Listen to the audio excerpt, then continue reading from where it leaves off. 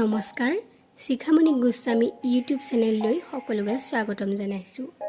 আজি মই এটা নতুন ভিডিঅ' লৈ আহিছোঁ।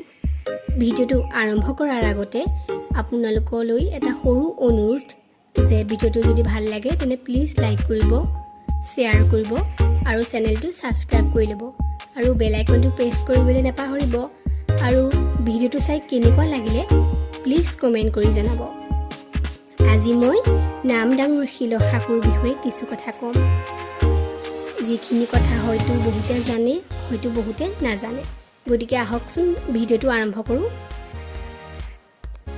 শিৱসাগৰ জিলাৰ ভটিয়াপাৰৰ পশ্চিমতে আছে নামডাঙৰ শিলশাকু। আহোম ৰাজত্বকালতে নিৰ্মাণ হোৱা শিলৰ সাঁকোবোৰৰ ভিতৰত নামডাঙৰ শিলশাকু অন্যতম। প্ৰতিদিনে হাজাৰ হাজাৰ টনৰ মালবাহী আৰু যাত্ৰীবাহী গাড়ীবোৰৰ ওজন বহন কৰি থকা এই সাঁকোডাল আজিও অক্ষত অৱস্থাতে আছে। স্বৰ্গদেউ ৰুদ্ৰসিংহৰ দিনত 1703 নিৰ্মাণ কৰা হৈছিল নামডাঙৰ শিলশাকু।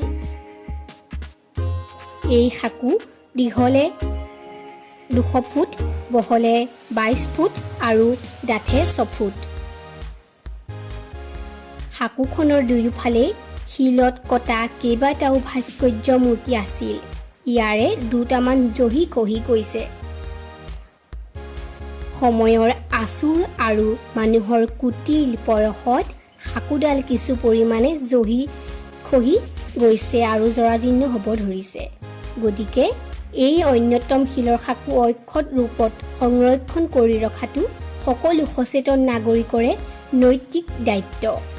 নহ'লে আমাৰ জাতীয় চেতনাহীনতাৰ নিদৰ্শনৰ বাবেই এনে এটি প্ৰাচীন আৰু আপুৰুগীয়া কীৰ্তিচিহ্ন কালৰ বুকুত হেৰাই যাব।